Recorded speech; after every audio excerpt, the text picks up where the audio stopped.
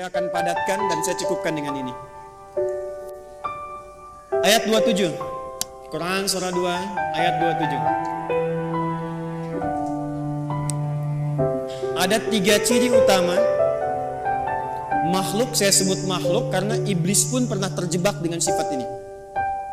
Nanti saya cerita belakangan kalau waktunya masih memungkinkan. Kita tarik ke dunia manusia dulu, ke kita saat ini.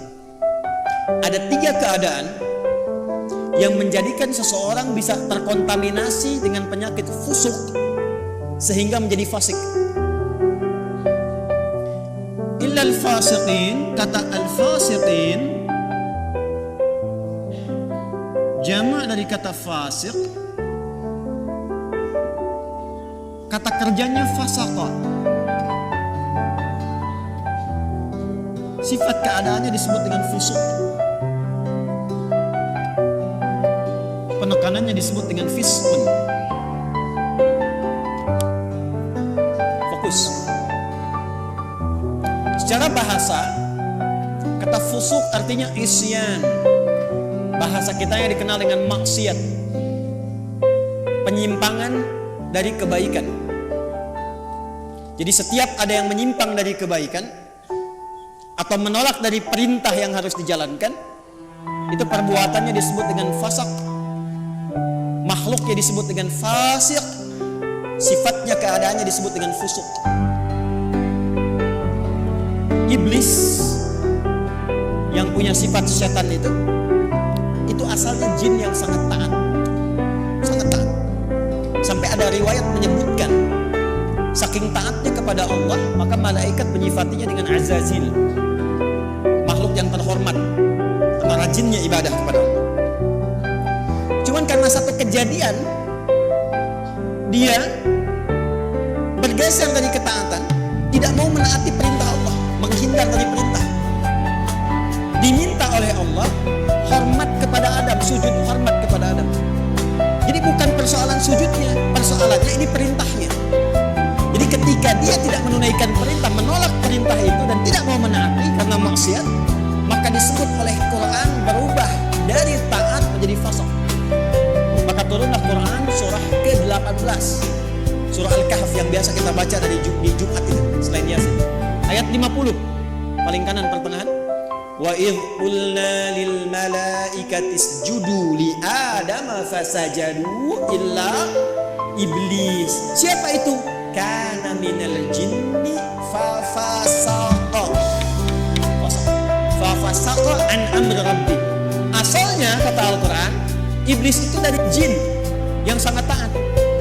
Dari mana taunya taat? Karena lawannya fasak ini. Fasak itu lawannya taat. Apa ayuti wa taat. Tapi karena tidak taat pada perintah Allah, tahu dari mana tidak taatnya? Quran surah 7 Al-A'raf ayat 11 sampai 12. Qala ma mana'aka alla tasjuda id amartuk. Hei kamu, kata Allah, kenapa kamu enggak taat ketika aku perintahkan untuk sujud? Apa yang mencegah kamu untuk hormat pada Adam ketika aku perintahkan? Kata Allah, hey iblis, bukan masalah sujudnya, ini perintahku, kenapa enggak mau taat? Maka iblis menjawab, ana khairum minhu, khalaqtani min nari wa khalaqtahu min tin. Aku lebih hebat dibandingkan dengan dia. Kau ciptakan aku dari api, dia dari tanah. Gak level, yang tinggi hormat ke bawah. Membawa kesombongan kepada diri, itu namanya istakbar. Istakbar, menampakkan kesombongan namanya takabur. Karena dia membawa melekatkan kesombongan pada dirinya, maka pekerjaan itu disebut dengan istakbar. Enggan, tidak mau disebut dengan aba. Kenapa? Karena istakbar. Quran surah kedua Al-Baqarah ayat 34. Wa idh qulna lil malaikati isjudu li Adama fasajadu illa iblis aba wastakbar wa kana minal kafirin. Makanya ketika keburukan menutupi kebaikannya, ingat, ada baik menutup buruk, ada buruk menutup baik, itu beda. Kalau baik, ini pakaian baik, menutup yang buruk. Ada bagian tubuh kita yang gak enak dipandang, buruk. Makanya disebut aurat. Aurat itu gak enak kalau terbuka, aurat itu terbuka. Ya, aurat itu terbuka. Sesuatu yang terbuka gak enak dipandang. Beda dengan binatang kan? Binatang tuh nggak enak dilihat kalau dipakein, pakai pakaian. Manusia ada bagian tubuhnya yang nggak enak dipandang, kalau dipandang nggak enak, makanya harus ditutup. Bahasa singkatnya disebut aurat namanya. Nah, yang buruk ditutup dengan yang baik, maka yang baiknya disebut dengan libas namanya.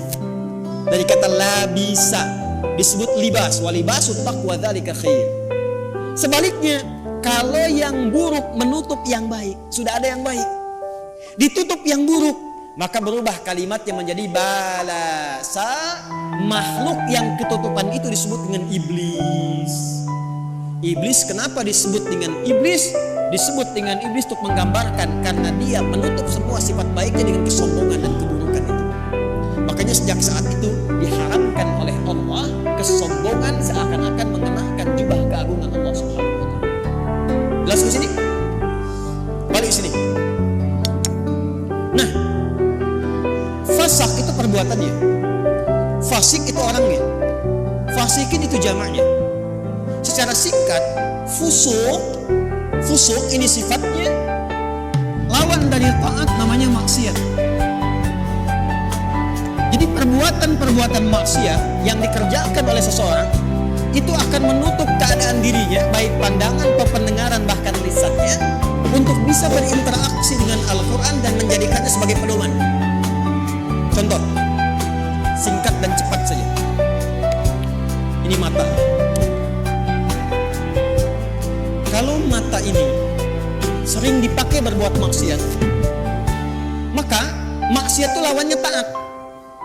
Jadi kalau maksiatnya naik, taatnya turun. Maka mata ini kalau dialihkan kepada Quran, nanti kalau sering dipakai maksiat untuk lihat Quran saja susah, gak bisa. Maka alih-alih mendapatkan pedoman dari Quran, untuk lihat pun kadang-kadang gak mampu. Padahal mushafnya sudah dia kumpulkan. Ada jenisnya dengan tajwidnya berwarna, ada yang jenisnya besar, yang kecil, yang perkata, yang macam-macam. Itu dia koleksi, dia simpan. Tapi anehnya begini, setiap melihat mushaf itu nggak mampu hanya untuk mengambil atau melihatnya saja, lewat lagi sampai berdebu. Baru ketika ada pengajian datang ke rumah, mama, mana mushaf kita yang ditempel itu di dinding? Ditempel di dinding. Apa tadi lihat? Nah, kalau sehari gak bisa tuh berinteraksi dengan mushaf, dengan Quran, ambil mushaf yang paling besar, simpan di ruang tengah malam, buka begini, jangan dibaca, tanyakan dulu pada diri kita masing-masing, mengadu ke Allah, ya Allah, maksiat apa yang aku kerjakan di mata ini sehingga tak sanggup melihat Al-Quran sampai detik ini. Telinga, Anda dengar ngaji, dari masjid dengar ada tahrim, anak-anak dengar bacaan Quran, ada pengajian-pengajian, tapi telinganya gak sanggup dengar. Kok kayaknya gak enak, ada yang gelisah, ada yang jenuh, bahkan ada yang anti. Artinya apa? Telinga ini seringkali digunakan untuk mendengar yang salah, maksiat. Quran surah ke-6 misalnya ayat 25, wa fi adhanihim waqra, di telinganya ada sumbatan. Telinganya ada sumbatan. Nah, ada 3 perbuatan besar dari maksiat ini yang kalau dikerjakan itu, dan kita berlindung pada Allah dari 3 perbuatan ini, kalau dikerjakan itu maka secara otomatis dia akan mempengaruhi pelakunya langsung mendapatkan sifat fusuk dan berpotensi menjadi fasik sehingga tak mampu mendapatkan pedoman-pedoman dan petunjuk dalam Al-Quran. Secara cepat, apa saja perbuatannya untuk kita tinggalkan dan kita jauhi? 1. Alladzina yanquduna 'ahdallahi min ba'di. Perhatikan baik-baik. Yang pertama, penyakit ini berpotensi menyerang semua kalangan karena itu menggunakan kata alladzina. Disebutkan sebanyak 1080 kali dalam Al-Quran, mencakup semua tanpa kecuali. Laki-laki, perempuan, besar, kecil, tua, muda, dan seterusnya. Yang pertama, alladzina yanquduna 'ahdallahi min ba'di mitsaqi, yaitu orang-orang yang memutuskan atau menyalahi komitmen dengan Allah setelah dia berkomitmen untuk memegang teguh janjinya. Menyalahi komitmen dengan Allah. Komitmen. dengan Allah.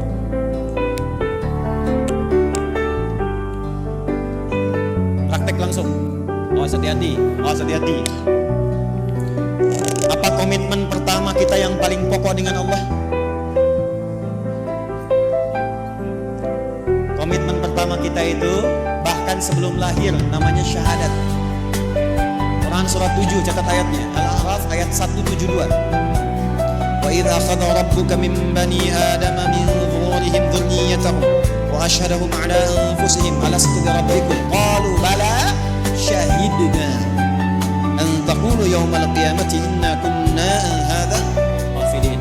Komitmen pertama kita adalah asyhadu an la ilaha wa asyhadu anna. Bahkan untuk menjaga komitmen ini tiap hari kita sholat untuk menjaga komitmen ini. Makanya setiap sholat kita tahiyat, kita bacakan dalam tahiyat asyhadu an la ilaha wa asyhadu anna muhammadan. Perhatikan, maka dari sini muncul dua turunan. Turunan pertama langsung pokok komitmennya syahadat. Yang kedua amalan penguatnya sholat. Komitmen pokok asyhadu an la ilaha. Apa arti kalimat Allah? Arti kalimat Allah itu dua yang pokok. Satu, yang dipertuhankan. Yang dipertuhankan.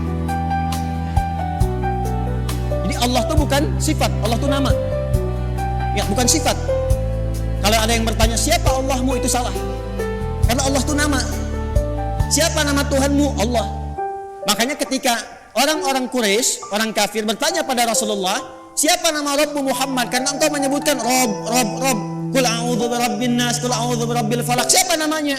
Maka turunlah surah Al-Ikhlas. Qul, katakan Muhammad sallallahu alaihi wasallam, huwa, yang dimaksud Rabb itu Allah. Nah, Allah ini punya dua arti pokok. Pertama adalah yang dituhankan, satu-satunya yang dituhankan. Ini. Yang kedua, yang diibadahi. Kedua makna ini ada di Quran surah ke-20 ayat 14. Allah mengenalkan dirinya kepada Musa alaihi salam dengan dua makna ini. Innani anallah, kata Allah, akulah Allah. Nama. Apa artinya Allah? La ilaha illa ana. La ilaha illa.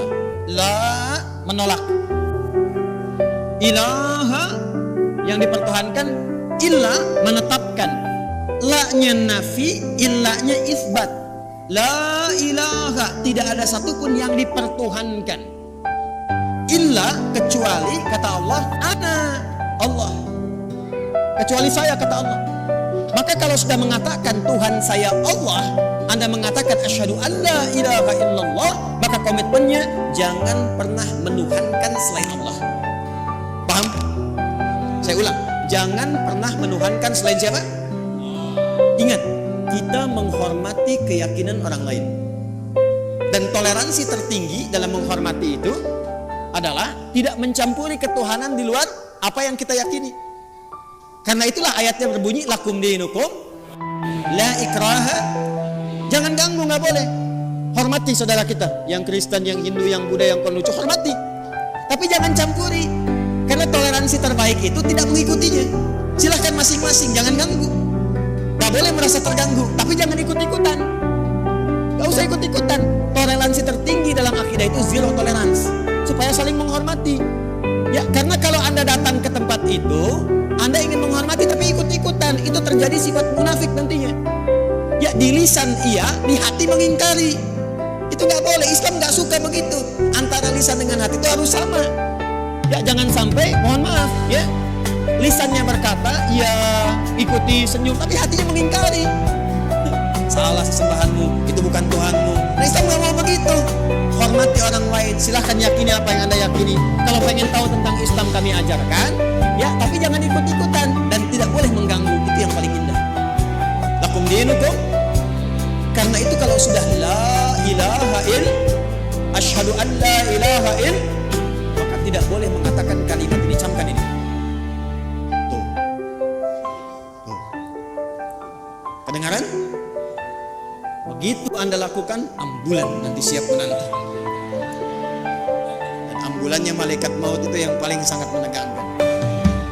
Kalau sudah mengatakan la ilaha, asyhadu an la ilaha, itu komitmen, maka tidak boleh ada kalimat ini. Camkan. Semua agama sama, menuju pada Tuhan yang sama, cuman caranya beda-beda. Maka itu sudah mulai pelanggaran terhadap komitmen. Saya yakin orang-orang yang seperti itu tidak akan pernah atau kesulitan dia mendapatkan petunjuk dari Quran. Yang ada apa? Semakin salah ngajinya, ayatnya semakin dipotong-potong. Ayat tentang menuhankan Allah dipotong, ayat tentang sholat pada akhirnya nggak sholat, ayat tentang puasa pada akhirnya nggak pada puasa. Itu yang kebablasan. Di orang-orang kalau sudah begitu, apalagi mengolok-olok ayat, pada ujung-ujungnya nggak yakin tentang Qurannya sendiri. Dan kalau dites ngaji, ujungnya nggak bisa ngaji juga itu. Ini yang bahaya. Di orang-orang yang seringkali melanggar komitmen, pada akhirnya sulit mendapatkan petunjuk dari Al-Quran. Yang ada, Quran akan dipotong-potong sesuai dengan selera nafsunya. Jelas? Awas. Saya kalau akidah agak tegas dia. 2, sholat. Ini amalannya. Bagi Anda yang sudah asyhadu an la ilaha, maka jaga komitmen itu lewat ibadah. Maka bagian keduanya kembali ke Quran surah 20 ayat 14. Innani anallahu la ilaha illa ana fa'budni. Buktikan untuk menyembah Allah yang dipertuhankan, diibadahi. Bagaimana caranya? Wa aqimis sholata lidzikri. Jaga la ilaha illallah itu lewat sholat. Makanya kalau ada orang yang sudah mulai malas sholat, itu secara otomatis akan sulit berinteraksi dengan Quran. Gak percaya silakan. Anda, jangan Anda lah ya. Kalau ada orang yang sudah mulai malas sholat, bahkan meninggalkan sholat, jangan harap dia mau ngaji, apalagi mendapatkan petunjuk dari Quran. Persamaan terbaliknya, kalau Anda ingin mendapatkan banyak manfaat dari Quran, kemudian terbawa suasana kita ingin mendekat kepada Quran, menanamkan cinta pada Quran, maka persamaan terbaliknya, 1, perbanyak sholat. Tingkatkan dari yang fardu, bukan bilangannya. Ya, bukan bilangannya, tapi value-nya. Jadi bukan meningkatkan subuh 2 rakaat jadi 4, bukan. Coba lihat yang mengiringinya, ada sunnahnya tidak. Jadi kalau orang semakin banyak sholatnya, pasti semakin senang dengan Qurannya, itu udah otomatis. Otomatis itu. Anda kalau sudah mulai senang tahajud, senang duha, senang khatib, demi Allah saya katakan, itu Anda gak akan lepas dengan mushaf. Pasti itu. Sudah persamaan itu. Persamaan.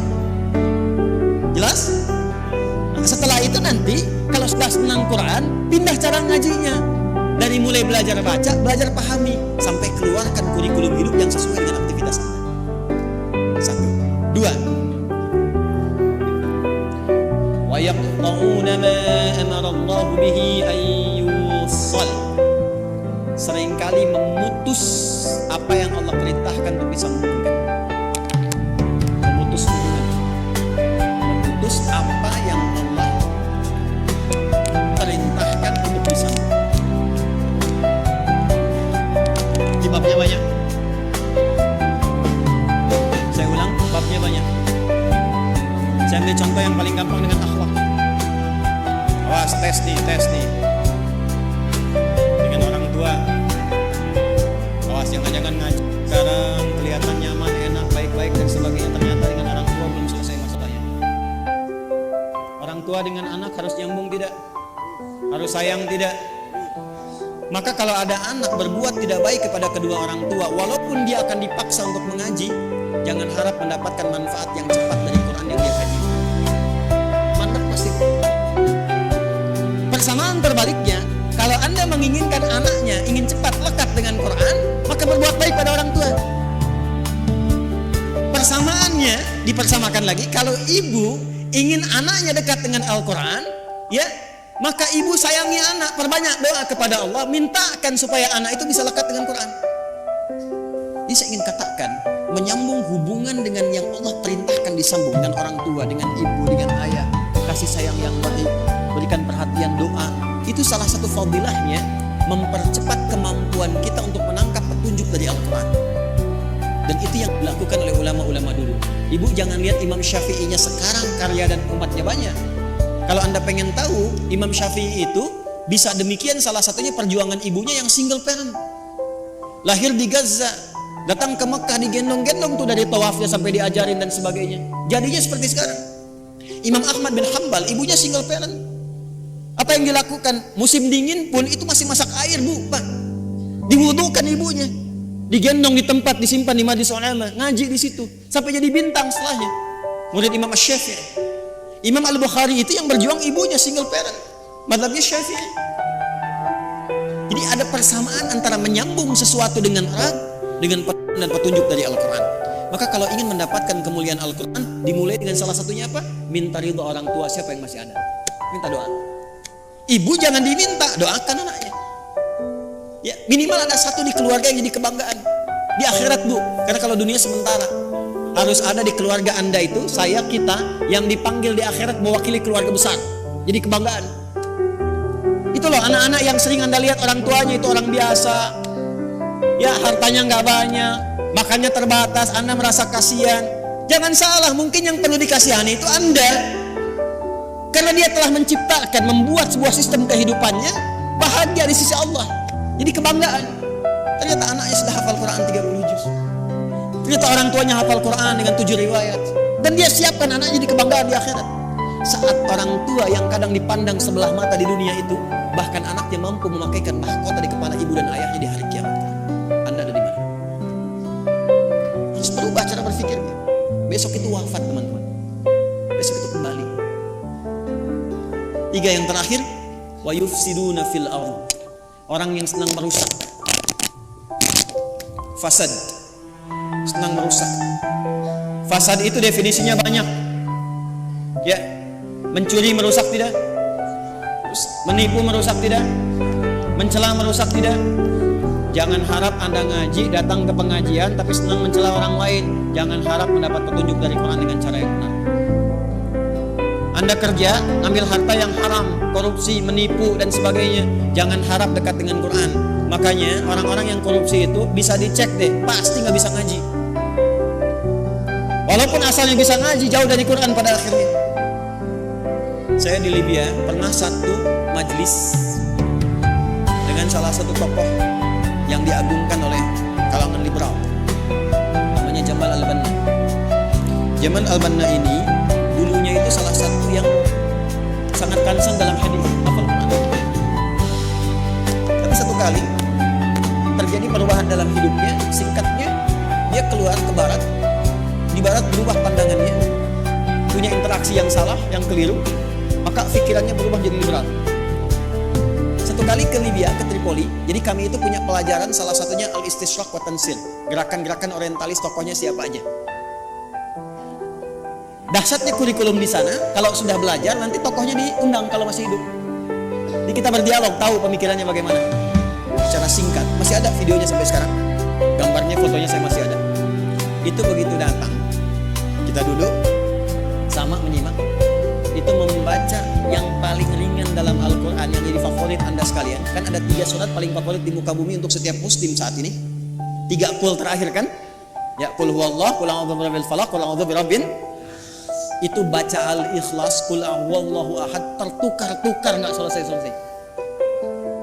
Qul huwallahu ahad, Allahus lam yalid wa lam yulad wa lam yakul lahu kufuwan ahad. Sampai istighfar para mufti yang ada pada saat itu. Astagfirullah, astagfirullah. Anda bisa bayangkan. Apa? Karena Quran yang baik tidak akan bercampur dengan yang kotor. Jadi kalau sudah mendapatkan dengan cara yang kotor, harta yang kotor, pikiran yang tidak baik, gak akan pernah Quran jadi petunjuk dalam hidupnya. Ini. Maka kalau ingin jadi ahli Quran, jangan merusak. Anda mahasiswa jangan nyontek. Jadi mahasiswa yang jujur. Bekerja yang benar, belajar yang benar. Masuk kelas disiplin. Nanti kalau Anda udah jadi ahli Quran, Anda akan menikmati bagaimana Anda menuntut ilmu. Jadi senang belajar itu, nikmat, nyaman. Ya, dan potensi Anda akan muncul. Menapak ke bumi, terhubung dengan Allah dengan sangat kuat. Energi potensial begitu kan? EP sama dengan M dikali G kali H kan? Energi potensial sama dengan M dikali G kali H, gitu kan? Massa kalikan gravitasi kalikan ketinggian. Anggaplah ini Anda gravitasinya menapak bumi dengan aktivitas Anda, haknya height tersambung ke atas. Walaupun ini adalah mengambang yang tidak menempel, tapi potensinya ada di situ. Kalau Anda mampu memijak bumi dan menyambungkan diri Anda kepada Allah dengan kuat, maka semua potensi yang ada pada diri Anda akan keluar. Tinggal Anda rubah itu menjadi kinetik. EK sama dengan setengah M dikalikan V kuadrat. M kalikan V kuadrat. Usaha Anda nggak akan banyak lagi, cukup setengah, tapi percepatannya banyak. Kalau Anda ingin rubah jadi pekerjaan dan beraktivitas, gabungkan potensial dengan kinetik, maka dia menjadi energi mekanik. IM sama dengan EP dikalikan EK. Anda fisika belajar nggak sih? Mana yang ITB jurusan fisika? Betul nggak ini? Hah? Betul nggak? Betul kan? Tapi nanti energi itu juga bisa berubah. Mesti ada daya, mesti ada kekuatan, mesti ada waktu. Makanya rumus energi nanti berubah kan ketika masuk ke energi listrik, ya kan? W sama dengan apa rumusnya? V dikalikan T kan? Ini dayanya, kekuatan, ikhtiarnya, waktunya terbatas. Jadi Anda mengeluarkan energi itu, ya itu terbatas waktunya sampai ajalnya tiba. Quran surah 7 ayat 34. Maka manfaatkan waktu sebaik-baiknya, tanamkan jarak dengan kuat, atur kecepatan dan manfaatkan waktu dengan baik. Maka muncullah rumus jarak S sama dengan V dikalikan T. Halo? Saya senang fisika itu. Saya masih senang belajar baca sekarang. Kalau waktu-waktu senggang saya ke toko buku, yang saya beli itu fisika, kimia, modul-modul sekolah itu saya pelajari, saya lihat-lihat. Kenapa? Karena Allah mendesain alam semesta ini untuk bisa dibaca dan dikaji, dan pusat kajian itu dasarnya berupa pengetahuan. Allah menetapkan, kan fisika itu membaca alam kan? Bagaimana matahari berputar, berotasi, bumi demikian, interaksi awan dan sebagainya sampai di bumi, di laut dan seterusnya.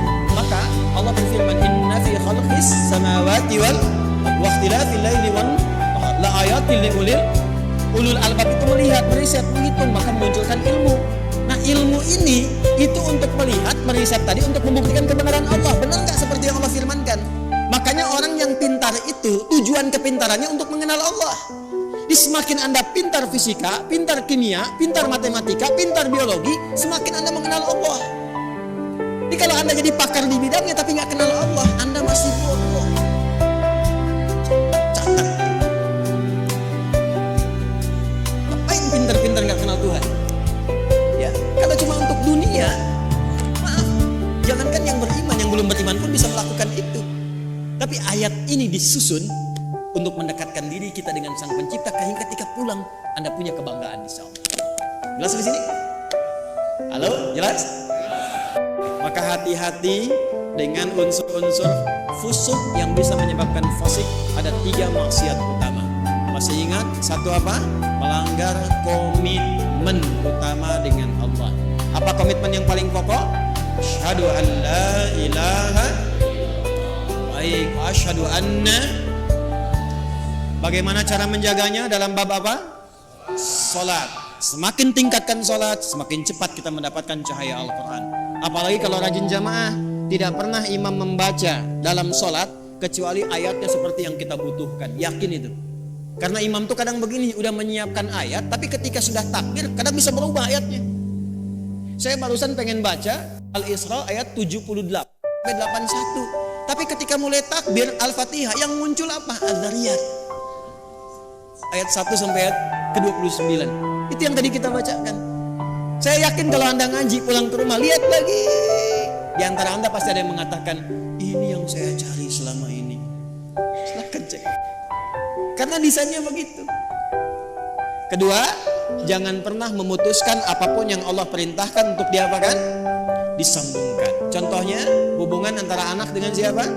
Orang tua. Hubungan timbal balik ini kalau benar dilakukan, pasti akan memudahkan kita berinteraksi dengan Al-Quran. Yang ketiga, jangan pernah merusak dalam berbagai aktivitas di muka bumi. Kalau Anda pelajar, jadi pelajar yang baik. Jadi pengajar, dosen, pengajar yang baik. Jangan merusak murid. Hati-hati. Kalau Anda bekerja, bekerja yang benar. Jangan merusak sistem. Ya, dengan mencuri, dengan menyogok, dengan macam-macam, jauhi. Kalau semua yang dikerjakan benar dan baik, insya Allah semua pedoman Quran mudah untuk kita dapatkan.